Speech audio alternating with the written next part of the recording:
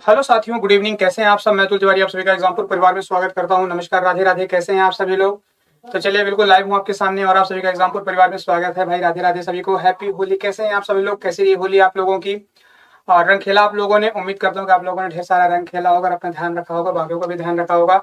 तो नमस्कार भाई, नमस्कार सभी को। राधे राधे, जय हिंद। आइए क्लास को स्टार्ट कर रहे हैं। ठीक है, आइए क्लास को स्टार्ट कर रहे हैं।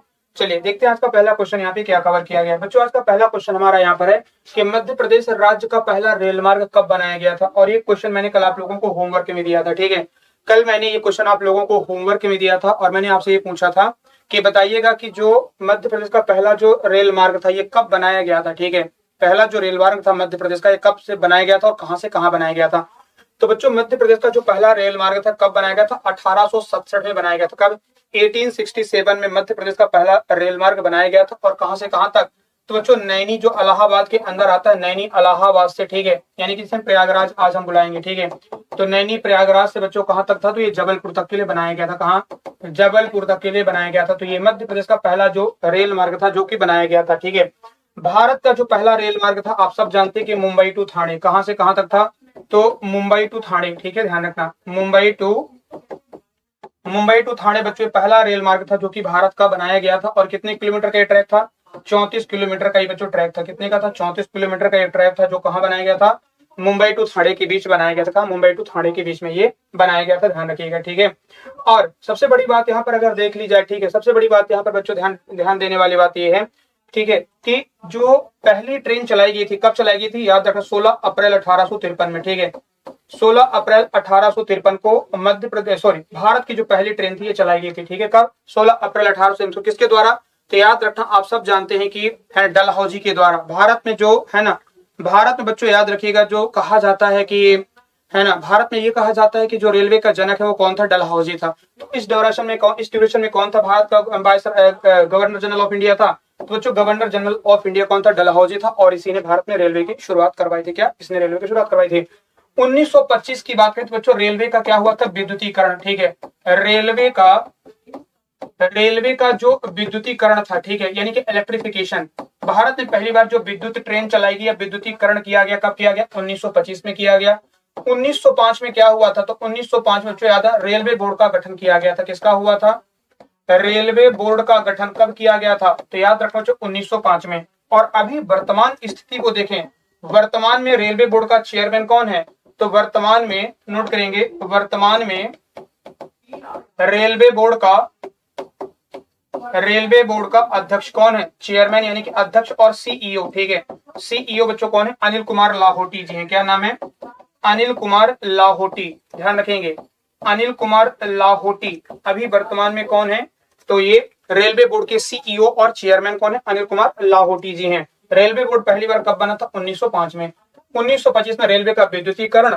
और याद रखना, 1951 में क्या हुआ था? रेलवे का राष्ट्रीयकरण। ठीक है, रेलवे का राष्ट्रीयकरण। ठीक है, रेलवे का राष्ट्रीयकरण कब किया गया था? तो बच्चों याद रखना, रेलवे का राष्ट्रीयकरण 1951 में किया गया था। कब? 1951 में रेलवे का राष्ट्रीयकरण किया गया था। ठीक है, चलिए ध्यान रखना। तो यहाँ पर ये सारी जो पॉइंट्स लिखेंगे, ये सारी चीजें आप लोग नोट कर लेना। ठीक है, इन सभी को आप लोग अपने है ना अकॉर्डिंग अपने नोट कर लेना। सारे महत्वपूर्ण पॉइंट है जो कि रेलवे से पूछ लिए जाते हैं। ठीक है, जो फैक्चुअल चीजें, जो क्या है? फैक्चुअल चीजें हैं। आइए बढ़ते हैं अगले पॉइंट पे। ठीक है, आइए बढ़ते हैं अगले क्वेश्चन की तरफ। देखो क्या कहता है, इनमें से कौन सा एक गुप्तकालीन मंदिर मध्य प्रदेश में स्थित है? इनमें से कौन सा एक गुप्तकालीन मंदिर है जो मध्य प्रदेश में स्थित है? बताओ भाई जल्दी से। चलिए, जितने बच्चे यहाँ पे लाइव हैं सभी लोग बताएंगे कि मध्य प्रदेश में बच्चों कौन सा ऐसा एक गुप्तकालीन मंदिर है जो कि मध्य प्रदेश में स्थित है। ठीक है, मध्य प्रदेश में ऐसा कौन सा एक गुप्तकालीन मंदिर है जो कि मध्य प्रदेश के अंदर आ जाता है? तो बच्चों यहाँ पर क्या होगा? All of the above. क्या हो जाएगा? ऑल ऑफ द अबव हो जाएगा, ध्यान रखिएगा। ठीक है, क्या होगा? ऑल ऑफ द अबव हो जाएगा, जो कि क्या होगा? गुप्तकाल मंदिर है। देखो, तिगवा का बच्चों विष्णु मंदिर ये कहां पर? कटनी में। ठीक है, तिगवा का विष्णु मंदिर कटनी में। और रूपनाथ बच्चों याद रखना, रूपनाथ जो टेम्पल है, ठीक है, रूपनाथ बच्चों जो मंदिर है ये भी कहां पर मिलेगा? अभिलेख और मंदिर ये कहां है? तो कटनी में आ जाते हैं। कटनी को चूना नगरी हम जानते हैं। क्या? कटनी को याद रखना चूना नगरी के तौर पर जानते हैं। भूमरा का शिव मंदिर बच्चों कहां पर? ये आपके उचेहरा में है। ठीक है, उचेहरा कहां आता है? तो ऊंचेहरा, ऊंचेहरा, ठीक है। ऊंचेहरा बच्चों ये मध्य प्रदेश के सतना जिले के अंदर आ जाता है। कहां पर? ऊंचेहरा जो है मध्य प्रदेश के सतना जिले के अंदर ये ऊंचेहरा आ जाता है। भूमरा का मंदिर है, ठीक है। नचना कुठार क्या है? देखो यहाँ पे नचना कुठार पार्वती माता जी का मंदिर। और ये बच्चों नचना कुठार कहाँ मिलेगा? ठीक है, आपसे क्या पूछा गया? जो नचना कुठार पार्वती माता मंदिर बच्चों थी कहां पर? पन्ना जिले में, ठीक है। कहां पर? नचना कुठार आपको कहां मिलेगा? पन्ना। और पन्ना को क्या बोलते हैं? हीरा नगरी, ठीक है। हीरा नगरी या फिर हीरा जिला किसे कहा जाता है? तो हीरा नगरी या फिर हीरा जिला पन्ना को कहा जाता है। किसे? पन्ना जिले को कहा जाता है, ठीक है। तो ये तीनों प्लेसेस अलग अलग जिलों में स्थित है। और याद रखना यहाँ पर क्या है? तो बच्चों याद रखना ये तमाम सभी क्या है ना, ये जिले आ जाते जहां पर ये प्लेसेस स्थित हैं। और पन्ना में ही आप जानते क्या है? तो याद रखना आपका है ना राजा अमन का महल। राजा अमन का महल बच्चों कहां पर? तो याद रखना अजयगढ़ में, ठीक है। कहां पर? अजयगढ़ का किला।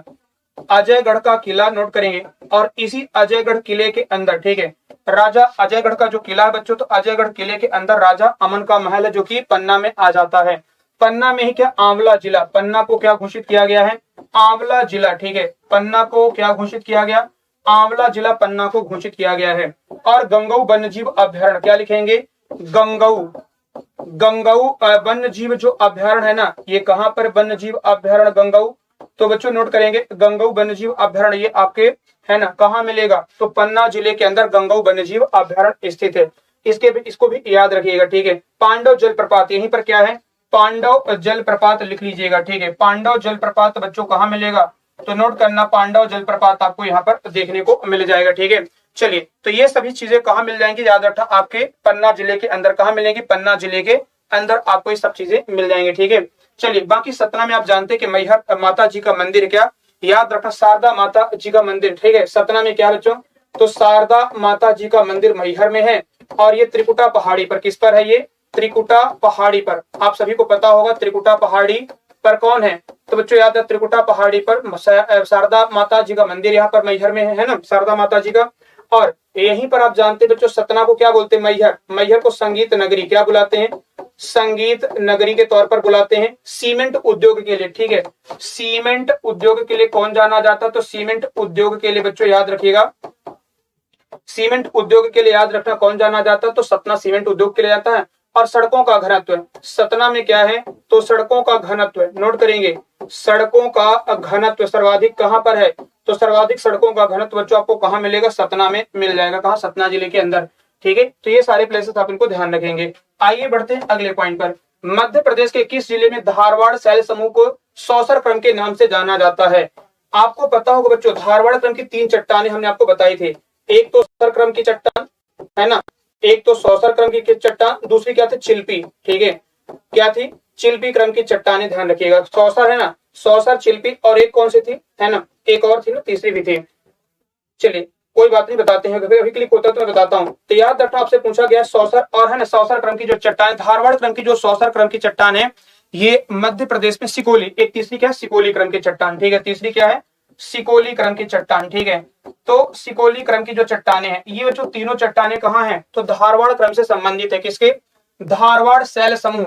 आपको पता होगा जब आर्कियन युग की चट्टाने टूटी, सबसे पुरानी चट्टान कौन है? आर्कियन युग की चट्टान है। आर्कियन युग की चट्टान जब बच्चों टूटी, उसके टूटने से कौन सी चट्टाने बनी? धारवाड़ क्रम की चट्टान। क्या बनी? धारवाड़ क्रम की चट्टाने बनती है, ठीक है, ध्यान रखना। तो धारवाड़ क्रम की चट्टान किससे बनी? आर्कियन युग की चट्टानों के टूटने से धारवाड़। और धारवाड़ क्रम की जो चट्टान है इनको 3 भागों में बांटा गया। कितने भागों में? 3 भागों में बांटा गया है, ध्यान रखिएगा, ठीक है। कितने में? 3 भागों के में बांटा गया है। बताओ भाई, ये जो आपका है ना सौसर क्रम की चट्टान है कहां से मिलेगी? तो सौसर क्रम की चट्टान बच्चों मध्य प्रदेश के छिंदवाड़ा जिले में। कहां पर?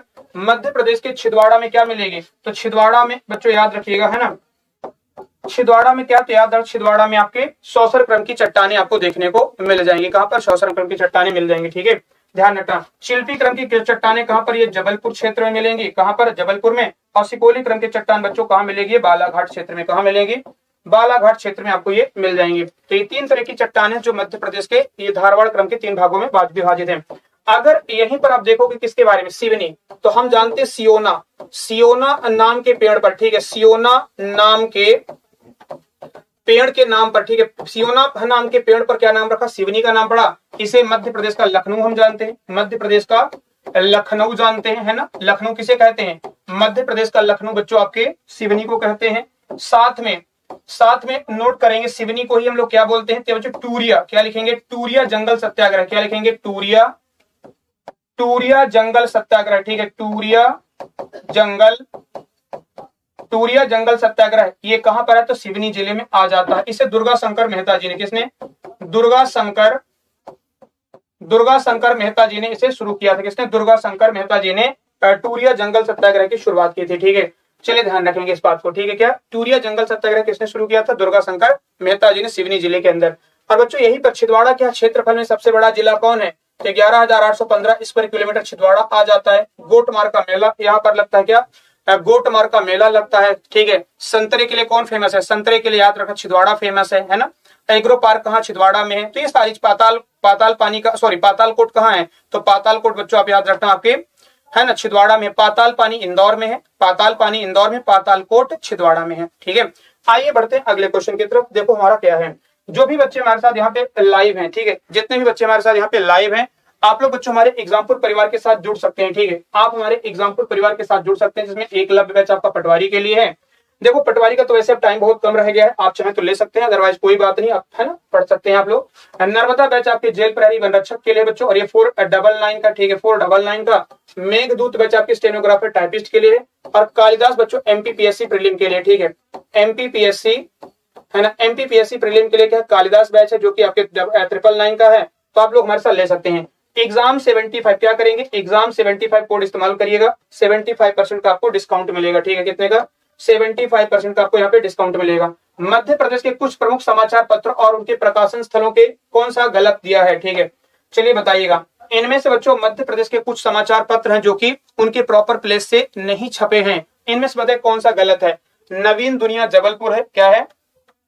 नवीन दुनिया कहाँ? जबलपुर से छपता है, क्या सही है? नई दुनिया इंदौर से छपता है, क्या सही है ना। और बताएंगे एमपी क्रॉनिकल भोपाल छपता है, क्या सही, या हिंदी हेराल्ड उज्जैन, इनमें से आपको बताना है कौन सा एक इसमें गलत है, ठीक है।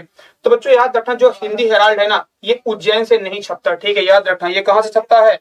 तो याद रखना बच्चों, ये भोपाल से छपता है। कहां से? हिंदी हेराल्ड कहां छपता है? भोपाल से। हिंदी हेराल्ड कहां छपता है? भोपाल से छपता है, याद रखना, ठीक है। तो उज्जैन से कौन सा सब छपता था? तो उज्जैन से बच्चों विक्रम समाचार, क्या लिखिएगा? विक्रम समाचार, ये कहां से छपता है? उज्जैन से, नोट करेंगे, ठीक है। बाकी जितने भी लिखे गए वो सही है। नवीन दुनिया जबलपुर से छपता है, बिल्कुल सही है। नई दुनिया इंदौर सही है, और एमपी क्रॉनिकल भोपाल ये भी बिल्कुल सही है। तो हिंदी हेराल्ड कहां से है? तो याद रखना आपके भोपाल से छपता है, ना कि उज्जैन से। उज्जैन से क्या छपता है? तो विक्रम समाचार उज्जैन से छपता है, ठीक है। चलिए आगे देखा जाए तो देखो, इसी उज्जैन में आप सब जानते हैं बच्चों, उज्जैन में क्या? महाकाल की नगरी क्या? उज्जैन है, जो क्षिप्रा नदी के किनारे पर है। और महाकाल लोक, ठीक है, इसी उज्जैन में क्या स्थापित किया गया? महाकाल लोक का स्थापना कहां पर की गई? उज्जैन में महाकाल लोक की स्थापना की गई है, ठीक है, ध्यान रखिएगा। आइए अगले क्वेश्चन की तरफ देखें। चलिए बताओ भाई, यहाँ पर क्या लगता है अगला क्वेश्चन का आंसर क्या है? 6ठी शताब्दी ईसा पूर्व में, है ना, 6ठी शताब्दी ईसा पूर्व बच्चों 16 महाजनपद में कौन सा महाजनपद मध्य प्रदेश से संबंधित है? कौन सा महाजनपद? 16 महाजनपद थे, ठीक है। महाजनपद का मतलब होता था बच्चों साम्राज्य, ठीक है। महाजनपद का मतलब क्या था? साम्राज्य हुआ करता था, ठीक है। तो बताइएगा इनमें से कौन सा साम्राज्य है जो कि मध्य प्रदेश से संबंधित है, ठीक है। चलो भाई, इनमें से कौन सा साम्राज्य है जो कि मध्य प्रदेश से संबंधित है महाजनपद? तो देखो यहाँ पर क्या हो जाएगा? दोनों हो जाएगा, ठीक। चेदी और अवंती, ठीक है। चेदी बच्चों और अवंती ये दोनों ऐसे है ना महाजनपद है जो कहां संबंधित है? मध्य प्रदेश से संबंधित है, ठीक है। चेदी बच्चों कहां पर आता था? बुंदेलखंड वाले भाग में। कहां पर आता था? ये बुंदेलखंड वाले भाग में चेदी आ जाता था। और अवंती बच्चों कहां का भाग था? तो अवंती ये उज्जैन का भाग था। किसका था? उज्जैन का भाग क्या था? अवंती, ठीक है। अवंती कहां का भाग था? तो उज्जैन का भाग अवंती था। और बुंदेलखंड का जो था ये कौन सा था? तो बुंदेलखंड का बच्चों ये चेदी महाजनपद हुआ करता था। क्या? चेदी महाजनपद था। आइए देखें अगले पॉइंट पर।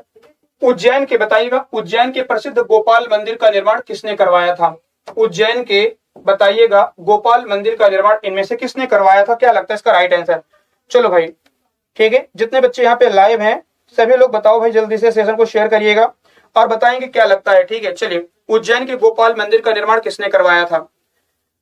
चलिए आंसर करेंगे, जितने भी बच्चे यहाँ पे लाइव हैं सभी लोग बताएंगे कि उज्जैन के, है ना, उज्जैन के बच्चों गोपाल मंदिर का निर्माण किसने करवाया था इनमें से, ठीक है। बताएंगे। आइए देखते हैं, तो इसका बच्चों आंसर क्या हो जाएगा, बायजाबाई। ठीक है, क्या था, बायजाबाई हो जाएगा, नोट करिएगा। ठीक है, बायजाबाई की बात करें बच्चों, तो बायजाबाई ने किसका निर्माण करवाया था, उज्जैन के गोपाल मंदिर। ठीक है, गोपाल मंदिर जो कि कहां पर है, गोपाल मंदिर, नोट करेंगे, गोपाल मंदिर बच्चों ये कहां पर है, तो याद रखना ये उज्जैन में क्या है, उज्जैन में, नोट करेंगे, गोपाल मंदिर है। और इसका निर्माण किसने करवाया था, बायजाबाई ने करवाया था। ठीक है, विद्याधर ने बच्चों कंदरिया महादेव, ठीक है, जो कंदरिया महादेव टेम्पल कहां पर, खजुराहो में, ये किसने करवाया था, तो कंदरिया महादेव मंदिर का निर्माण करवाया था किसने, तो याद रखना आपके विद्याधर ने करवाया था। किसने, चंदेल राजा थे, किसने, चंदेल राजा, है ना, चंदेल राजा विद्याधर ने किसका करवाया था निर्माण, तो याद रखना विद्याधर ने कंदरिया महादेव। और बच्चों राजा भोज ने क्या करवाया था, तो याद रखना जो भोज मंदिर है, ठीक है, भोजेश्वर, क्या लिखेंगे, भोजेश्वर मंदिर जो कहां पर, रायसेन में आ जाता है। तो रायसेन जिले के अंदर जो भोजेश्वर मंदिर है, इसका निर्माण राजा भोज ने करवाया था। किसने, राजा भोज के शासनकाल में करवाया गया था। ठीक है, जो कि रायसेन जिले में भोजपुर में आ जाता है। ठीक है, तो ये सभी टेम्पल आप याद रखना, ये क्वेश्चन एग्जाम में आते हैं। ठीक है, आइए देखिए अगला क्वेश्चन क्या कहता है, मध्य प्रदेश में सोन चिड़िया के संरक्षण के लिए कौन सा प्रसिद्ध अभ्यारण्य है। ठीक है, बताओ भाई, सोन चिड़िया के लिए इनमें से कौन सा एक प्रसिद्ध अभ्यारण्य जाना जाता है, क्या लगता है इसका राइट आंसर। ठीक है, चलिए बताएंगे, जितने भी बच्चे हमारे साथ लाइव हैं बताइएगा, इनमें से सोन चिड़िया के लिए कौन सा वन्य जीव अभ्यारण्य काफी फेमस रहा है सोन चिड़िया के लिए, करेरा, पनपथा, बोरी या फिर ओरछा। देखो यहाँ पर बच्चों सोन चिड़िया के लिए कौन जाना जाता था, करेरा, करेरा जो कि कहा था, मध्य प्रदेश के शिवपुरी में, लेकिन अब ये समाप्त कर दिया गया। ठीक है, याद रखना ये क्या हो चुका, तो बच्चों ये समाप्त हो चुका, अब इसे वन्य जीव अभ्यारण्य का दर्जा समाप्त कर दिया गया। ठीक है, करेरा जो था वन्य जीव अभ्यारण्य करेरा था, इसे याद रखना वन्य जीव अभ्यारण्य की कैटेगरी से इसे हटा दिया गया। ठीक है, क्या हटा दिया है ना करेरा को, है ना। बोरी कहां पर, नर्मदापुरम में है। ठीक है, नर्मदापुरम में कौन सा आ जाएगा, तो बोरी वन्य जीव अभ्यारण्य। और ओरछा कहां पर भाई, तो ओरछा में है। ठीक है, ओरछा कहां, ओरछा निवाड़ी में ही है, ओरछा कहां पर है, तो निवाड़ी जिले के अंदर है। पनपथा कहां पर, आप लोग कमेंट करके बताइएगा। ठीक है, पनपथा जो वन्य जीव अभ्यारण्य है ये कहां पर, आप लोग बताइएगा। जैसे अगर आपसे बात की जाए, ठीक है, घाटी गांव, क्या लिखेंगे, घाटी गांव कहां है, तो बच्चों घाटी गांव ये भी सोन चिड़िया के लिए जाना जाता है, ये कहां है, ग्वालियर में है। घाटी गांव कहां पर है, ग्वालियर में। आपसे पूछे राता पानी, तो राता पानी कहां पर मिलेगा, आपके रायसेन में। ठीक है, राता पानी कहां पर है, रायसेन में। बच्चों आपसे पूछे कौन सा, ठीक है, आपसे पूछेगा बताइए रानी दुर्गावती, तो रानी दुर्गावती वन्य जीव अभ्यारण्य कहां पर है, तो रानी दुर्गावती याद रखना आपके दमोह जिले में, कहां पर है, दमोह जिले में। आपसे पूछेगा, क्या पूछेगा कि बताइएगा मध्य प्रदेश का सबसे बड़ा वन्य जीव अभ्यारण्य कौन सा है, तो आंसर क्या होगा बताइएगा। ठीक है, वन्य जीव अभ्यारण्य सबसे बड़ा मध्य प्रदेश का, एमपी का सबसे बड़ा, है ना, सब वन्य जीव सबसे बड़ा कौन सा है बताइए, सागर में, क्या लिखिएगा, सागर जिले के अंदर। ठीक है, क्या है, सागर जिले के अंदर बच्चों सबसे बड़ा वन्य जीव अभ्यारण्य है। ठीक है, नाम क्या है बता दीजिएगा। ठीक है, नाम क्या है बताइएगा।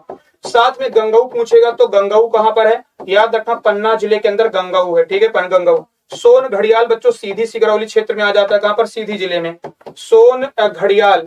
ठीक है, सोन घड़ियाल वन्य जीव अभ्यारण्य कहां पर है, मध्य प्रदेश के सीधी जिले के अंतर्गत आ जाता है। और यहीं पर बच्चों क्या है, तो डुबरी, क्या लिखिएगा, डुबरी वन्य जीव अभ्यारण्य, क्या लिखिएगा, डुबरी। तो डुबरी भी कहां मिलेगा, मध्य प्रदेश के सीधी जिले के अंदर है, कहां पर है, सीधी जिले के अंदर है। और अभी लेटेस्ट में कौन बनाया गया, कर्माझिरी, क्या लिखिएगा, कर्माझिरी कहां है, तो ये सिवनी जिले में, नोट करेंगे, मध्य प्रदेश के सिवनी में क्या बनाएगा, कर्माझिरी। और डॉक्टर भीमराव अंबेडकर के नाम से कहां पर स्थापित किया जा रहा है, तो डॉक्टर भीमराव बच्चों ये सागर में। ठीक है, कहां पर, सागर में। और सबसे बड़ा मैंने आपसे पूछा था नौरादेही, क्या नाम है, नौरादेही सबसे बड़ा है, जो कि कहां पर है, सागर जिले में। ठीक है, नौरादेही जिसका लेंथ कितना है, 1194 स्क्वायर किलोमीटर बच्चों इसका क्षेत्रफल आ जाता है, नौरादेही सागर में। और डॉक्टर भीमराव अंबेडकर यहीं पर बनाया जाएगा, क्या यहीं पर बनाया जाएगा। ठीक है, तो कई सारे वन्यजीव अभ्यारण्य सरदारपुर आपके धार जिले में है, सैलाना रतलाम में है ना। आपसे पूछा जाएगा क्या, तो राता पानी कहां पर है, तो राता पानी दिया रायसेन में। ठीक है, इसी तरीके से देखा जाए बच्चों तो अलग अलग, ठीक है, राला मंडल कहां सबसे छोटा है, राला मंडल कहां मिलेगा, तो सब याद रखना इंदौर में। ठीक है, राला मंडल कहां पर है, तो इंदौर में, नोट करिएगा, राला मंडल आ जाएगा। ठीक है, तो इसी तरीके से वन्यजीव जो अभ्यारण्य है ये सब अलग अलग जिलों में स्थित है, कहां पर, अलग अलग जिलों में स्थित है। आइए देखते हैं अगला क्वेश्चन क्या कहता है। देखा जाए तो अगला क्वेश्चन कहता है कि मध्य प्रदेश के प्रमुख राजवंश और उनकी राजधानी से संबंधित निम्नलिखित में से कौन सा जोड़ा सही नहीं है। बताइएगा इनमें से बच्चों कौन सा एक पेयर है जो करेक्टली मैच नहीं है। औलिकर वंश जो है दसपुर, बिल्कुल सही है। औलिकर वंश कहां, दसपुर, जो कि मंदसौर आ जाता है ना। दसपुर किसे बुलाते थे, मंदसौर को बुलाते थे, है ना, बुलाते हैं, है ना, मंदसौर, बिल्कुल सही है। कलचुरी जबलपुर, जो कि त्रिपुरी क्या है, जबलपुर कलचुरी वंश का शासन था, है ना, बिल्कुल सही बात है। बुंदेला वंश का क्या, ओरछा, ठीक है। बुंदेला वंश की बच्चों राजधानी क्या थी, तो बुंदेला वंश की ओरछा थी, बिल्कुल, जो कि निवाड़ी जिले के अंदर आ जाता है। और परमार वंश की राजधानी इंदौर नहीं थी, परमार वंश की राजधानी क्या थी बच्चों, धार जिला थी, क्या, धारा नगरी, धारा नगरी या फिर धार जिला। और देखो इंदौर किसकी थी, होलकर, जो होलकर वंश है ना, तो होलकर वंश की राजधानी क्या थी, इंदौर थी, ठीक है। होलकर वंश की राजधानी क्या थी, इंदौर थी, इसे आप लोग नोट करिएगा, ठीक है, नोट करेंगे। होलकर वंश की राजधानी क्या थी, इंदौर थी, इस बात को ध्यान रखिएगा। आगे बढ़ते हैं, देखो अगले क्वेश्चन पर आ जाते हैं। देखो अगला क्वेश्चन हमारा क्या कहता है, ठीक है। चलो भाई नेक्स्ट करेंगे, जितने बच्चे लाइव यहाँ पे बताएंगे जल्दी से फटाफट कि बच्चों मध्य प्रदेश का मोहद गांव क्यों चर्चा में रहा है, ठीक है। मोहद गांव जो मध्य प्रदेश का कौन सा है, मोहद जो गांव है किसके लिए जाना जाता है। यहाँ पर रहने वाले सभी व्यक्ति संस्कृत में बातचीत करते हैं। सती प्रथा की घटना के कारण, भगवान शिव की प्राचीन मूर्ति प्राप्त होने के कारण, या फिर कुमार गुप्त के समय का अभिलेख मिलने के कारण, किसके कारण बच्चों यहाँ पर जो है ना मोहद गांव बड़ा फेमस है, ठीक है। मोहद गांव इनमें से किसके लिए फेमस है और जाना जाता है, बताइएगा, ठीक है। चलो जितने बच्चे हमारे साथ यहाँ पे लाइव हैं सभी लोग कमेंट करके बताइएगा, ठीक है। सभी बच्चे कमेंट करके बताएंगे कि जो मोहद गांव है ये किसके लिए फेमस है और किसके लिए ये जाना जाता है। तो बच्चों याद रखना यहाँ पर क्या है, यहाँ पर जितने भी लोग हैं ये क्या करते हैं, तो याद रखना मोहद गांव के लोग सभी लोग क्या करते हैं, तो यहाँ पे संस्कृत में बात करते हैं। और ये मोहद गांव कहाँ पर आ जाता है, मध्य प्रदेश के नरसिंहपुर जिले में, कहाँ पर, नरसिंहपुर जिले के अंतर्गत ये आ जाता, ध्यान रखिएगा। और इसी नरसिंहपुर में बच्चों क्या गन्ना अनुसंधान केंद्र है, क्या है, गन्ना अनुसंधान केंद्र, ये कहां पर है, नरसिंहपुर। और ये किसके किनारे पर है, नर्मदा नदी के किनारे पर, ठीक है बच्चों। ये शहर किसके किनारे पर है, तो नर्मदा नदी के किनारे पर क्या है, नरसिंहपुर आ जाता है, ठीक है, नर्मदा नदी के किनारे पर। और अर्जुन कुंड यहाँ पर क्या है, एक याद है जलप्रपात का नाम है अर्जुन कुंड। जलप्रपात कहां पर है, भीम कुंड और अर्जुन कुंड, ये दोनों नरसिंहपुर जिले के अंदर जलप्रपात आ जाते हैं, ठीक है। आइए बढ़ते हैं अगला क्वेश्चन। आशुतोष राणा यहीं से है, ठीक है, नरसिंहपुर जिले के गाडरवारा से, ठीक है। नरसिंहपुर जिले के गाडरवारा से कौन है, तो याद रखना बच्चों आशुतोष राणा है, जो कि एक फिल्म कलाकार है ना। आइए, निम्नलिखित में से किस फसल का उत्पादन छिंदवाड़ा में सर्वाधिक होता है। चलो भाई बताएंगे, बड़ा प्यारा क्वेश्चन है। इनमें से बच्चों छिंदवाड़ा में किस फसल का उत्पादन सर्वाधिक होता है, ठीक है। चलिए बताएंगे, जितने बच्चे यहाँ पे लाइव हैं सभी लोग बताइएगा और सेशन को शेयर करेंगे, ठीक है। सेशन को शेयर करेंगे और बताइएगा कि इनमें से बच्चों कौन सी फसल का उत्पादन छिंदवाड़ा में सर्वाधिक होता है। तो छिंदवाड़ा में बच्चों नोट करेंगे कौन सा, अदरक, ठीक है। अदरक का जो सर्वाधिक उत्पादन बच्चों कहां पर, छिंदवाड़ा में होता है, कहां पर, छिंदवाड़ा में, ठीक है। और साथ में संतरा, ठीक है। संतरे के लिए बच्चों कौन फेमस है, तो याद रखना ऑरेंज की बात करें संतरे के लिए कौन है, तो आपको याद रखना छिंदवाड़ा फेमस है। तो अदरक भी कहां, छिंदवाड़ा में। अगर पूछे मिर्च की बात करें तो मिर्च कहां होता है, खंडवा में, ठीक है। मिर्च कहां पर है, खंडवा में। और प्याज भी कहां पर है, खंडवा में, ठीक है। मिर्च और प्याज दोनों कहां पर सर्वाधिक, तो याद रखना खंडवा जिले के अंदर। मिर्च और प्याज बच्चों दोनों कहां पर है, खंडवा जिले के अंदर आ जाती, ठीक है। लेकिन मिर्च मंडी आपसे पूछे कि सर्वाधिक जो मिर्च मंडी है ये कहां पर लगती है, मिर्च मंडी, तो खरगोन में, ठीक है। मिर्च मंडी बच्चों कहां पर, तो खरगोन में मिर्च मंडी लगती है। लेकिन याद रखना यहाँ पर खंडवा और है ना दोनों जगह पर ये आपको कह सकते हैं कि प्रोड्यूस की जाती है। सब सर्वाधिक क्या है, यहाँ से उत्पादन किया जाता है, ठीक है। सर्वाधिक यहाँ से उत्पादन किया जाता है। और लहसुन कहां पर होती है बच्चों, मंदसौर में, ठीक है। मंदसौर जिले में क्या होती है, तो याद रखना गार्लिक की बात करें तो गार्लिक, ठीक है। गार्लिक बच्चों सर्वाधिक कहां पर है, तो गार्लिक का सर्वाधिक उत्पादन याद रखना कहां पर होता है, लहसुन का, याद रखना मंदसौर में, ठीक है। अगर आपसे पूछे अलसी, ठीक है, अलसी बच्चों कहां पर होती है, मध्य प्रदेश में, रीवा में, ठीक है। अलसी कहां है, अलसी बच्चों रीवा में। और सरसों कहां है, तो सरसों याद रखना भिंड मुरैना में, कहां पर है, तो मुरैना और भिंड जिलों में नोट करना, ठीक है। कहां पर, मुरैना बच्चों, ठीक है। याद रखना मध्य प्रदेश का जो मुरैना है ना, यहाँ पर याद रखना सरसों का सर्वाधिक यानी कि मस्टर्ड जो है यहाँ पर सर्वाधिक होता है भिंड मुरैना क्षेत्र में।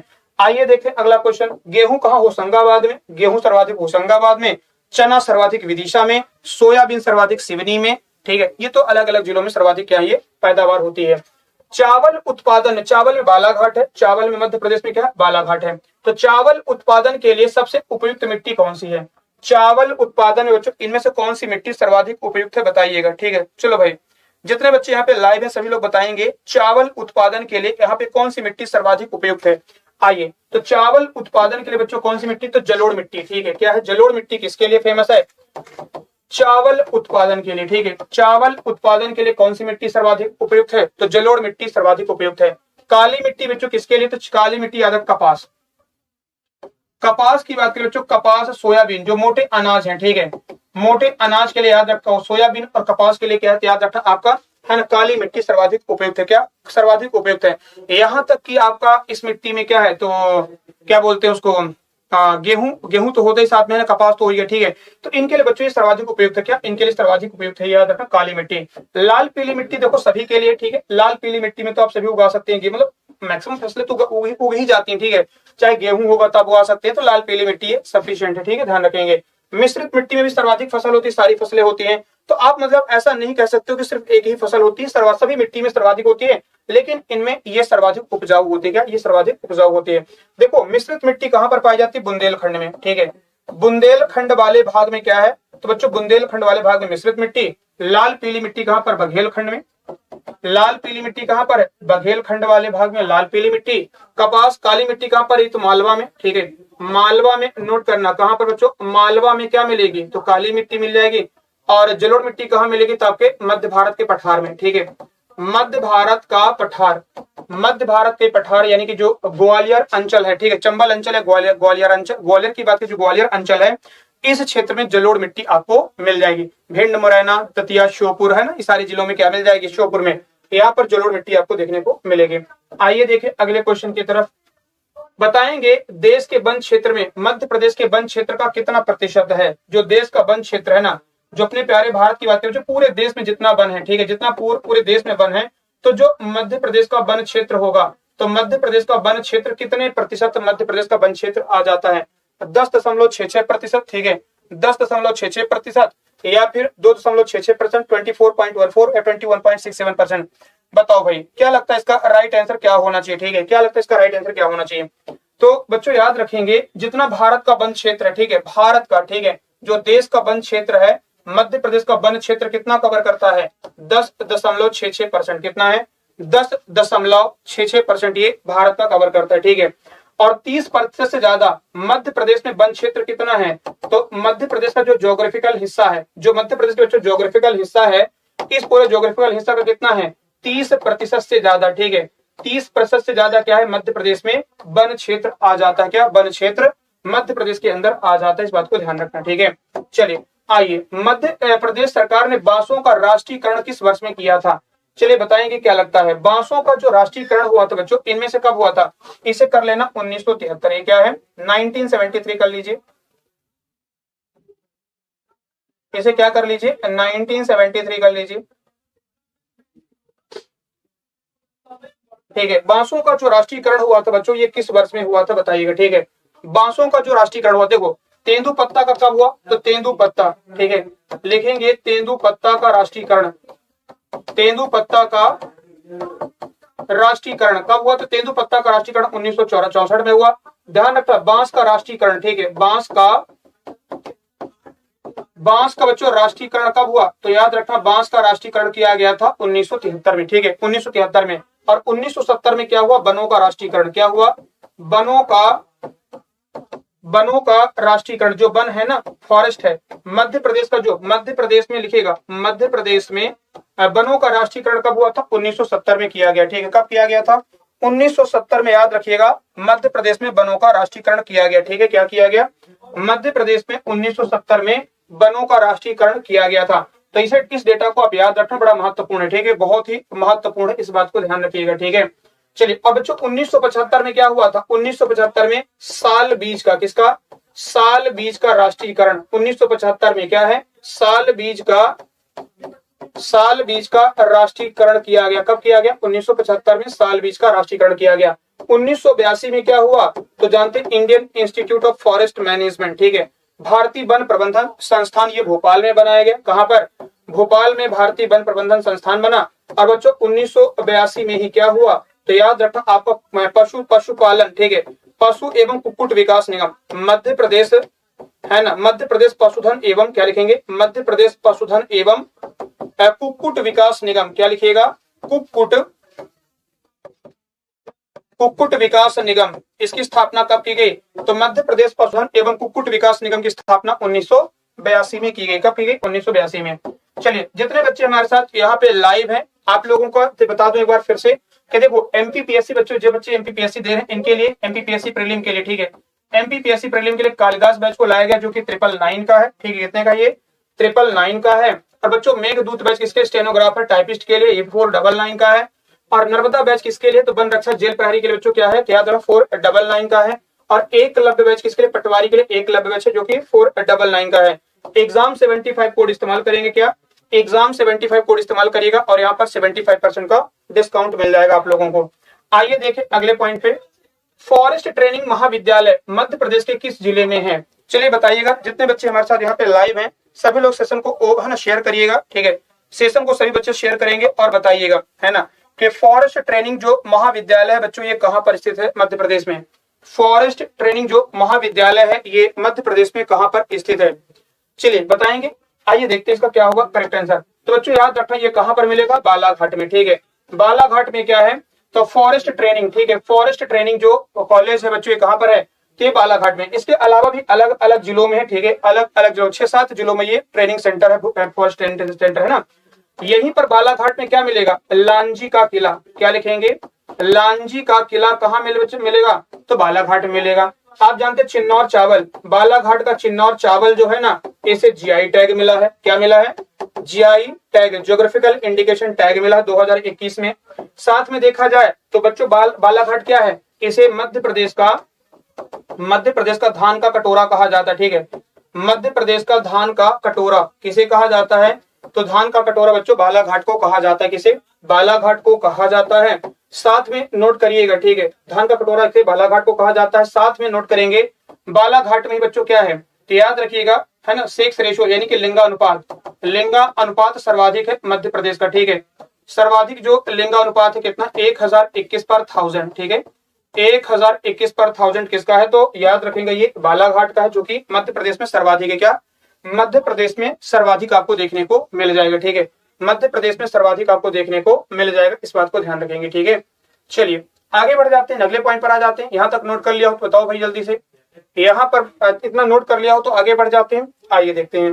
चलिए, और वन अनुसंधान संस्थान बच्चों जबलपुर में क्या है? तो नोट करना, मध्य प्रदेश का, ठीक है, मध्य प्रदेश का वन अनुसंधान संस्थान, ठीक है, मध्य प्रदेश का वन अनुसंधान संस्थान ये कहाँ पर है? जबलपुर के अंदर है। कहाँ पर है? जबलपुर के अंदर मध्य प्रदेश का वन अनुसंधान संस्थान है। और भारत तो बच्चों उत्तराखंड में है, ठीक है, उत्तराखंड के देहरादून में। अगर भारत का पूछेगा तो भारत का याद रखना देहरादून उत्तराखंड के अंदर भारत का याद रखना वन अनुसंधान संस्थान है। इमारती लकड़ी सर्वाधिक किस वन वृत्त से प्राप्त होती है? इमारती लकड़ी बताइएगा, जो इमारती लकड़ी बच्चों है ना, इमारती लकड़ी जो है ये मध्य प्रदेश में सर्वाधिक किस वन क्षेत्र से प्राप्त होती है? जबलपुर बताइएगा। जो इमारती वन लकड़ी है या इमारती लकड़ी है ना, ये पूछा था, इमारती लकड़ी ये जबलपुर में पाई जाती है, होशंगाबाद, खंडवा या शिवपुरी, ठीक है। बताओ भाई क्या लगता है इसका राइट आंसर? इमारती लकड़ी यहाँ पर सर्वाधिक किस वन क्षेत्र में पाई जाती है? तो बच्चों याद रखना ये नर्मदापुरम यानी कि होशंगाबाद। कहाँ पर? होशंगाबाद क्षेत्र में। यहाँ पर याद रखना इमारती, क्या लिखेगा? इमारती लकड़ी यहाँ से सर्वाधिक प्राप्त होती, कहाँ से? तो याद रखना आपके, है ना, कहाँ से? तो याद रखना नर्मदापुरम। और बच्चों यहाँ पर ध्यान रखना इमारती जो लकड़ी यहाँ पर क्या मिलता है? सागौन। सर्वाधिक इस क्षेत्र में क्या है? सागौन के पेड़ आपको मिलेंगे। क्या? सागौन के पेड़ मिलेंगे, नोट करिएगा, ठीक है। तो जो सबसे बड़ा वन वृत्त कौन है? तो खंडवा है, ठीक है, लिखिएगा सबसे बड़ा वन वृत्त बच्चों कौन सा है? तो सबसे बड़ा वन वृत्त कौन है? खंडवा, नोट करना, ठीक है। सबसे बड़ा वन वृत्त फॉरेस्ट सर्कल कौन है मध्य प्रदेश का? खंडवा सबसे बड़ा फॉरेस्ट सर्कल है, ठीक है, ध्यान रखिएगा। चलिए नोट करेंगे। और नर्मदापुरम सबसे छोटा है, सबसे छोटा वन सर्कल कौन है? तो नर्मदापुरम जो है सबसे छोटा फॉरेस्ट सर्कल आ जाता है, ठीक है, ध्यान रखेंगे। 16 फॉरेस्ट सर्कल मध्य प्रदेश में, 16 फॉरेस्ट सर्कल है, ठीक है, 16 वन वृत्त मध्य प्रदेश के अंदर आ जाते हैं, इस बात को भी ध्यान रखिएगा। आओ भाई देखते हैं। और बालाघाट में जो सबसे ज्यादा वन कहाँ है? सबसे ज्यादा बच्चों वन कहाँ मिलेंगे? बालाघाट में, ठीक है, सबसे ज्यादा वन, इसको भी याद रखना, सबसे ज्यादा जो फॉरेस्ट है ना, सबसे ज्यादा बच्चों जो फॉरेस्ट या वन क्षेत्र है ये कहाँ पर है? सर्वाधिक फॉरेस्ट एरिया कहाँ पर है? बालाघाट में। और सबसे कम, ठीक है, ये सबसे ज्यादा है। और कम कहाँ पर मिलेगा? तो बच्चों याद है सबसे कम वन क्षेत्र कहाँ पर? उज्जैन, ठीक है, लिखेंगे सबसे कम सबसे कम वन क्षेत्र किसका मिलेगा, तो नोट करेंगे सबसे कम वन क्षेत्र, ठीक है, सबसे कम वन क्षेत्र किसका, तो याद रखना आपके उज्जैन का है, किसका, उज्जैन का आ जाएगा। आइए देखते हैं अगले पॉइंट पर, बताएंगे इनमें से कौन सा पुरस्कार मध्य प्रदेश सरकार द्वारा खिलाड़ियों को दिया जाता है। इनमें से कौन सा पुरस्कार है जो मध्य प्रदेश के खिलाड़ियों को दिया जाता है, ठीक है, बताओ भाई, इनमें से बच्चों कौन सा पुरस्कार है जो मध्य प्रदेश के खिलाड़ियों को दिया जाता है, क्या लगता है इसका करेक्ट आंसर क्या होना चाहिए, बताओ भाई। चलिए जितने बच्चे हमारे साथ यहाँ पे लाइव हैं बताइएगा कि इनमें से कौन सा पुरस्कार है जो है ना मध्य प्रदेश सरकार द्वारा खिलाड़ियों को दिया जाता है। और कैसी रही होली आप लोगों की, उम्मीद करता हूँ आप लोगों ने होली एंजॉय की होगी, अच्छा तरीके से एंजॉय की होगी, है ना, खूब रंग खेला होगा आप लोगों ने। आप ध्यान रखेंगे थोड़ा सा, है ना, किसी को चोट ना पहुंचे ये भी ध्यान रखिएगा। और पेपर तो बहुत जल्दी है ना, आप देखो पेपर आपका है ना बहुत जल्दी हो सकता है ना, है ना, मिलेगा तो आप लोगों को तो टाइम बहुत कम बचा है, तो आप लोग अपनी पढ़ाई को जबरदस्त तरीके से कर दीजिए और रिवीजन करना शुरू कर दीजिए। आओ भाई देखें, तो इनमें से बच्चों मध्य प्रदेश सरकार द्वारा कौन सा पुरस्कार दिया जाता है, तो याद रखना विक्रम पुरस्कार, ठीक है, विक्रम पुरस्कार जो है ये मध्य प्रदेश सरकार द्वारा दिया जाता है। और विक्रम पुरस्कार की बात करें बच्चों तो ये कब शुरू किया गया था, 1990 में, 1990 में, ठीक है, और ये 19 वर्ष से ऊपर के खिलाड़ियों को दिया जाता है, ठीक है, 19 वर्ष से ऊपर के, ठीक है, 19 वर्ष से ऊपर के खिलाड़ियों को, है ना, 19 वर्ष से ऊपर के खिलाड़ियों को दिया जाता है, ठीक है, 19 वर्ष से ऊपर खिलाड़ियों को दिया जाता है। और इसमें धनराशि कितनी, 2 लाख रुपए, कितनी है, 2 लाख रुपए धनराशि है। और इसके अलावा बच्चों एकलव्य, मध्य प्रदेश सरकार क्या देती है, एकलव्य पुरस्कार भी देती है। और इसमें ये कब शुरू हुआ था, 1994 में हुआ। और इसमें 1 लाख रुपए धनराशि कितनी है, 1 लाख रुपए धनराशि है। और याद रखना इसमें, है ना, इसमें बच्चों 19 वर्ष से कम किस खिलाड़ी को दिया जाता है, 19 वर्ष से कम उम्र, ठीक है, 19 वर्ष से कम उम्र के खिलाड़ी को एकलव्य। और एक है मध्य प्रदेश क्या देती है, विश्वामित्र, क्या देती है, विश्वामित्र पुरस्कार मध्य प्रदेश सरकार देती है प्रशिक्षक को, किसे देती है, तो याद रखना ये प्रशिक्षक को दिया जाता है, यानी कि कोच को दिया जाता है। और 1994 में शुरू किया गया, कब, 1994 में। इसमें 2 लाख रुपए धनराशि है, कितनी है, 2 लाख रुपए धनराशि है, नोट करेंगे, है ना। और बच्चों ये किसको दिया, प्रशिक्षक या कोच को दिया जाता है। एक आपका मलखम्ब खेल क्षेत्र में प्रभास जोशी, क्या है, प्रभास जोशी खेल पुरस्कार है। और प्रभास जोशी बच्चों कब हुआ था, 2013 में शुरू हुआ। और इसमें भी 2 लाख रुपए धनराशि है, कितनी, 2 लाख रुपए धनराशि है।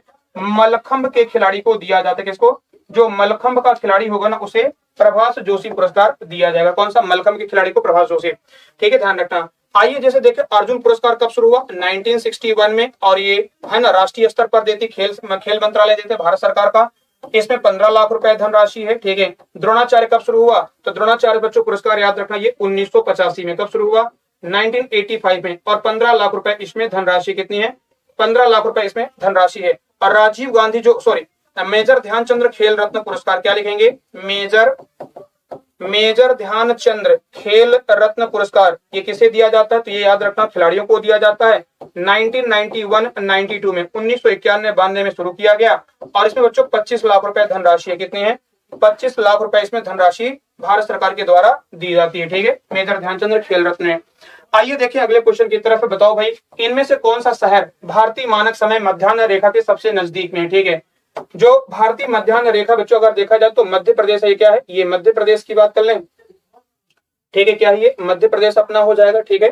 तो मध्य प्रदेश का बच्चों ध्यान रखना, मध्य प्रदेश में अगर देखोगे ना तो मध्य प्रदेश में बताइएगा, है ना, जो कि इंटरनेशनल जो है ना इंडियन स्टैंडर्ड टाइम जोन है, ठीक है, इंडियन स्टैंडर्ड जो टाइम जोन है, बताइएगा इसके पास में कौन सा शहर स्थित है, कौन सा शहर इसमें स्थित है। आइए देखें, तो बच्चों इसमें देखो, अगर आप देखा जाए इन शहर को, तो देखो यहाँ पर क्या आ जाता है, भोपाल, ठीक है। आप यहाँ पे देखो क्या मिलेगा, यहाँ पर आपको भोपाल मिल जाएगा, क्या, यहाँ पर आपको क्या मिलेगा, तो आपको भोपाल मिल जाएगा, ठीक है, भोपाल आपको यहाँ पर मिलेगा। भोपाल के पहले यहाँ पर क्या मिलेगा, सागर मिल जाएगा, ठीक है, यहाँ पर क्या सागर मिलेगा, है ना। भोपाल के पास में क्या है, नर्मदापुरम है, इस एरिया में क्या मिलेगा, नर्मदापुरम आपको मिल जाएगा। और बच्चों यहाँ पर क्या मिलेगा इस वाले क्षेत्र में, तो यहाँ पर याद रखना, यहाँ पर रीवा आपको मिल जाएगा। और जो हमारा इंडियन स्टैंडर्ड जो टाइम जोन है, ये कहाँ से पास होता है, तो बच्चों याद रखना 82.5 डिग्री से यहाँ से पास होता है, ठीक है, कितने में, 82.5 डिग्री से पास होता है, कितना, 82.5 डिग्री से पास होता है, ठीक है, ध्यान रखिएगा। तो ये कहाँ है, नैनी, आप जानते हैं ना, मिर्जापुर, क्या लिखेगा, मिर्जापुर हो जाएगा, कौन सा, मिर्जापुर। तो इसके पास में कौन सा शहर है, तो रीवा शहर है, कौन सा पास में है, तो याद रखना ये रीवा जो है ना, याद रखना ये भारतीय जो मानक स्टैंडर्ड है ना, क्या है, भारतीय, याद रखना भारतीय जो मानक समय है इसके पास में कौन सा शहर है, रीवा शहर आ जाएगा। कौन सा, रीवा शहर आ जाएगा, इस बात को ध्यान रखिएगा। आइए देखें अगले क्वेश्चन की तरफ, क्या कहता है अगला क्वेश्चन, बताइएगा इनमें से कौन सा दिया गया कोड सही उत्तर चयन कीजिए। ठीक है, इसमें दिए गए कोड का सही उत्तर चयन करिएगा। छिंदवाड़ा में भारिया है, मंडला में सॉरी छिंदवाड़ा में भील है, मंडला में भारिया है ना, झाबुआ में गोड़ है, या फिर शिवपुरी में सहरिया है। आपको इनमें से कोड आपको चयनित करना है और बताना है कि इनमें से कौन सा एक आपका सही है। ठीक है, इनमें से आपको बताना है कौन सा इनमें से एक सही है, बताओ भाई। ठीक है, चलिए जितने बच्चे लाइव है बताएंगे। आइए देखें, छिंदवाड़ा बच्चों को ना भारिया जनजाति, ठीक है, छिंदवाड़ा में, तो ए का क्या हो जाएगा, 2 हो जाएगा। ठीक है, ए का 2 हो जाएगा। मंडला में कौन है, मंडला बी हो जाता है बच्चों, मंडला में क्या होगा, गोंड हो जाएगा। ठीक है, झाबुआ सी में क्या, झाबुआ में क्या होगा, भील हो जाएगा, यानी कि 1 हो जाएगा। और शिवपुरी यानी कि डी में क्या, सहरिया, बिल्कुल सही है, डी का क्या होगा, 4 हो जाएगा। ठीक है, तो 2 3 1 4 2 3 1 4 कौन सा आंसर है, तो सी बच्चों इसका करेक्ट आंसर क्या होगा, सी हो जाएगा, 2 3 1 4। ठीक है, क्या होगा, 2 3 1 4 इसका करेक्ट आंसर हो जाएगा। ठीक है, आइए देखें अगले क्वेश्चन की तरफ। देखो क्या बोलता है, इनमें से बताइएगा नॉट वर्ल्ड हेरिटेज साइट, इनमें कौन सा एक विश्व विरासत की सूची में शामिल नहीं है। ये तो बहुत बच्चों वाला है। ठीक है, बहुत बच्चों वाला है, तो सब जानते हैं बच्चों, मांडू क्या होगा, मांडू जो कि धार जिले में आ जाता है, ये विश्व धरोहर में नहीं है। बाकी खजुराहो को कब शामिल किया गया, खजुराहो छतरपुर में है, आप सभी को पता है कि छतरपुर में है, और 1986 में से शामिल किया गया। भीम बैठका बच्चों ये 2003 में यूनेस्को किस धरोहर में शामिल हुआ, रायसेन जिले में है। कहां पर है, रायसेन जिले में है ना, 2003 में। और सांची को कब शामिल किया गया, 1989 में, और ये भी कहां पर है, रायसेन जिले के अंदर। कहां है, रायसेन जिले के अंदर आ जाएगा। चलो भाई अगला क्वेश्चन पे देखें, बताएंगे संस्कृत विश्वविद्यालय की स्थापना कहां पर की गई है। ठीक है, संस्कृत विश्वविद्यालय बच्चों ये कहां पर स्थापित किया गया, ग्वालियर, उज्जैन, रीवा या फिर जबलपुर। चलो भाई जितने बच्चे यहाँ पे लाइव हैं सभी लोग बताइएगा क्या लगता है इसका राइट आंसर। ठीक है, क्या लगता है इसका राइट आंसर, संस्कृत विश्वविद्यालय की स्थापना इनमें से कहां पर की गई है। ठीक है, चलिए आंसर करेंगे, जितने भी बच्चे हमारे साथ यहाँ पे लाइव है ना, सभी बच्चे बताएंगे इनमें से संस्कृत विश्वविद्यालय की स्थापना कहां पर की गई है। ठीक है, चलो भाई, और एक बार सारे बच्चे क्लास को शेयर कर लीजिएगा, जितने बच्चे हमारे साथ यहाँ पे लाइव है ना, सभी बच्चे क्लास को एक बार जल्दी से फटाफट शेयर करिएगा। ठीक है, चलो भाई जितने बच्चे हमारे साथ यहाँ पे लाइव है ना, सभी बच्चे क्लास को फटाफट जल्दी से एक बार शेयर करिएगा। जितने बच्चे हमारे साथ यहाँ पे लाइव हैं सभी बच्चे फटाफट क्लास को एक बार शेयर करेंगे और बताइएगा क्या लगता है इसका करेक्ट आंसर क्या होना चाहिए। ठीक है, संस्कृत बच्चों जो विश्वविद्यालय है ये कहाँ पर स्थापित किया गया, तो बच्चों याद रखना ये उज्जैन में। कहां पर है, याद रखना ये उज्जैन में स्थापित किया गया। ठीक है, देखो अगर आपसे पूछा जाए संगीत, राजा मान सिंह संगीत है ना, तो राजा मान सिंह कला एवं संगीत विश्वविद्यालय, राजा मान सिंह बच्चों जो संगीत एवं कला विश्वविद्यालय, ठीक है, संगीत एवं कला विश्वविद्यालय ये कहां पर है, तो याद रखना आपके ग्वालियर में स्थित है। ठीक है, कहां पर, ग्वालियर में स्थित है ना। राजमाता यशोधरा राजे की बात करें, यशोधरा राजे जो है ना सिंधिया बच्चों जो आप याद रखना, यहाँ पर क्या है, कृषि महाविद्यालय कहां पर है, विश्वविद्यालय कहां पर, ग्वालियर में स्थित है। शंकर है ना, पंडित शंकर राव जो संगीत विद्यालय कहां पर, ग्वालियर में है। तो कई सारे विद्यालय, गजरा राजे अटल बिहारी वाजपेयी जी के नाम से यहाँ पर है। ठीक है, याद रखना जो आपका ट्रिपल ITM है ये कहां से, ग्वालियर में है, नोट करेंगे। ठीक है, रीवा में क्या तो अवधेश प्रताप APSU कहां पर है, याद रखना ये रीवा में 1968 में APSU बनाया गया था। ठीक है, जबलपुर में रानी दुर्गावती 1964 में बना, कब बना, 1964 में रानी दुर्गावती। जीवाजी 1957 में ग्वालियर में स्थित है। आइए बढ़ते हैं, बताओ भाई इनमें से नीचे दिए गए कोड को सही उत्तर चयन करिएगा। ठीक है, इनमें से दिए गए कोड का सही उत्तर आपको बताना है कौन सा सही होगा। ठीक है, चलिए बताएंगे, इनमें से मिलान करिए और नीचे दिए गए कोड में से सही उत्तर का चयन करिए। क्या लगता है इसका करेक्ट आंसर क्या होना चाहिए, है ना। राजा भोज कहां पर है, तो राजा भोज बच्चों आपको कहां से संबंधित है, तो राजा भोज धार। अब देखो इसका आंसर मिलाते जाइएगा। ठीक है, ए क्या हो जाएगा, ए का 2, रानी दुर्गावती कहां, गोंडवाना लैंड की थी, यानी कि बी का क्या हो जाएगा 4, और अशोक बच्चों उज्जैन से हो जाएंगे, डी क्या हो जाएगा, अशोक का लिख लीजिएगा उज्जैन, और समुद्रगुप्त का क्या हो जाएगा, विदिशा। ठीक है, गुप्त शासन काल कहां था, विदिशा। एक मिनट गलत लिख दिया ना कुछ, 3 हो जाएगा ना, ए का होगा 3 हो जाएगा। ठीक है, ए का 3 होगा, तो बताइए 3 4 2 1 क्या होगा, 3 4 2 1। ठीक है, 3 4 2 1, 3 4 2 1 बच्चों कौन सा, चौथा वाला आंसर है। ठीक है, 3 4 2 1 कौन सा, चौथा जो ऑप्शन है नीचे हिडन है, यहाँ पे नीचे जो ये हिडन है चौथा आंसर, तो क्या है, चौथा 3 4 2 1 है। ठीक है, देखिए 2 1 आपको दिख रहा होगा। ठीक है, यहाँ पर क्या होगा, 2 1 आपको दिख रहा होगा, थोड़ा सा मैं इसको कर दूं, ये देखिए, हाँ अब सही दिख रहा है ना। तो यहाँ पर देखिए 3 4 2 1 क्या, 3 4 2 1 यानी कि चौथा ऑप्शन क्या होगा इसका करेक्ट आंसर हो जाएगा। क्या चौथा इसका करेक्ट आंसर हो जाएगा। आइए देखें अगले क्वेश्चन की तरफ। बताएंगे बधाई बच्चों क्या है इनमें से, ठीक है, बधाई इनमें से क्या है, क्या लगता है इसका राइट आंसर क्या होना चाहिए। जितने भी बच्चे लाइव हैं बताइएगा बधाई इनमें से क्या है, ठीक है। जैसे आप बोलते हैं बधाई हो आपका बेटा हुआ है, ठीक है, तो या बेटी हुई है आपको, तो बताओ भाई जल्दी से क्या लगता है इसका करेक्ट आंसर क्या होना चाहिए। बधाई बच्चों इनमें से क्या है, ठीक है, आपको क्या लगता है बधाई इनमें से क्या है। चलिए जितने बच्चे यहाँ पे लाइव है हमारे साथ सभी लोग आंसर करेंगे और बताइएगा बधाई बच्चों इनमें से क्या आ जाएगा, ठीक है, बधाई इनमें से क्या है ना। बुंदेलखंड का लोक नृत्य है, मालवा का लोक नृत्य है, या बुंदेलखंड का लोक गीत है, दिवाली के 2 दिन बाद भोपाल में उत्सव मनाया जाता है।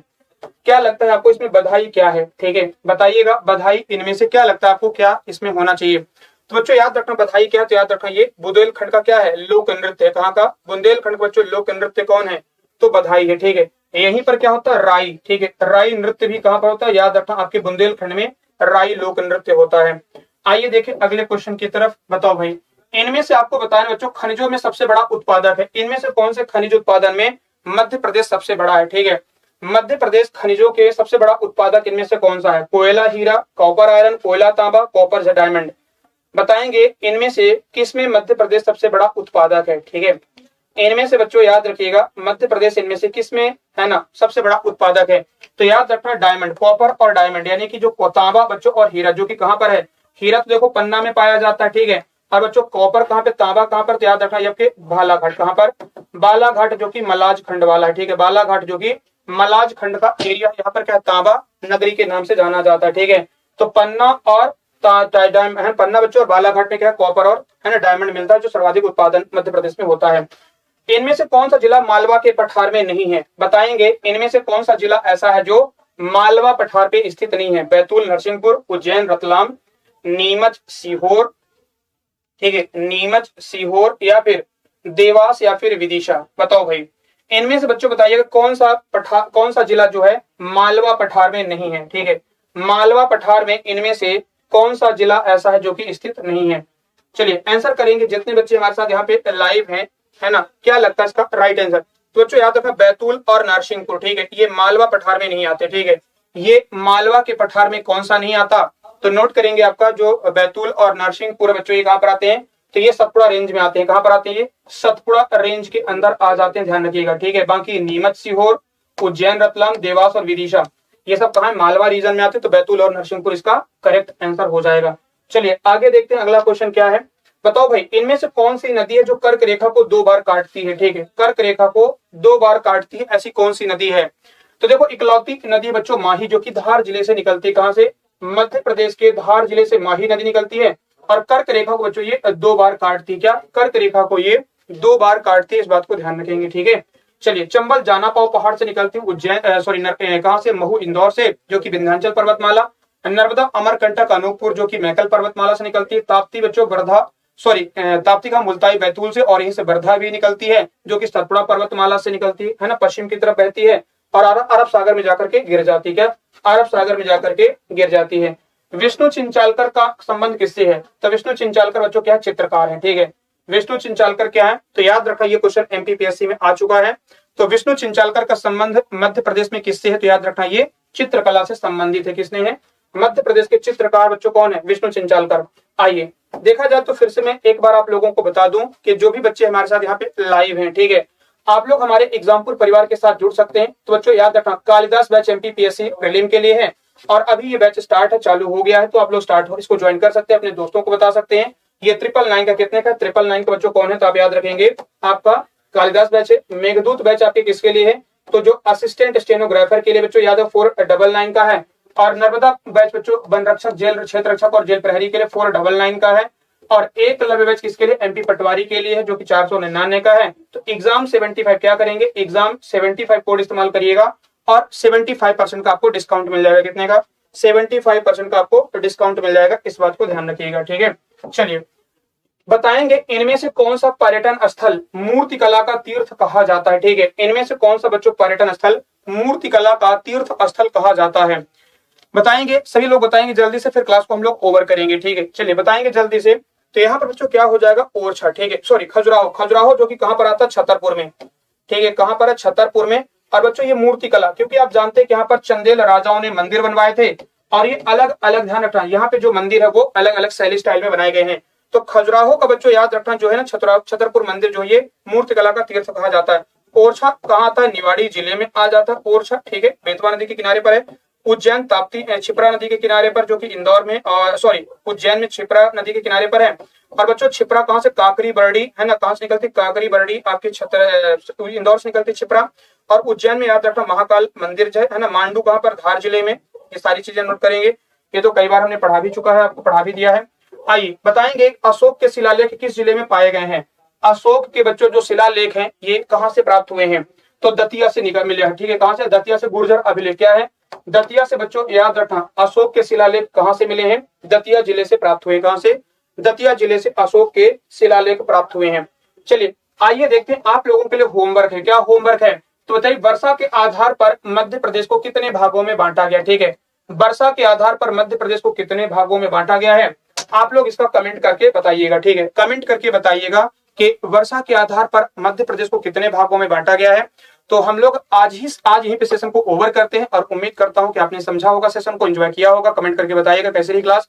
सेशन को शेयर कर दीजिएगा अपने दोस्तों के साथ, और मिलते हैं कल एक नए सेशन में। अपना ध्यान रखेंगे, खुश रहेंगे, मस्त रहेंगे, और अपना ध्यान रखिएगा क्योंकि होली का मौसम चल रहा है, रंग आपने खूब खेला होगा।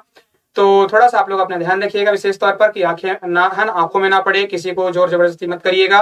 और केमिकल वाला जो रंग है थोड़ा मतलब अवॉइड करेंगे प्रॉपर तरीके से, है ना, किसी की आंखों में कोशिश करेंगे आंखों में ना जाए। बाकी आप आराम से लगाइए, गुलाल लगाइए, काश कि मैं भी होता आप लोगों के पास, तो मैं भी आपके साथ बहुत अच्छे तरीके से रंग खेलता है, ठीक है। तो ऑल द बेस्ट आप सभी को, अच्छे से है ना, खुश रहिए, मस्त रहिए, है ना, टेक केयर बच्चों, बाय बाय।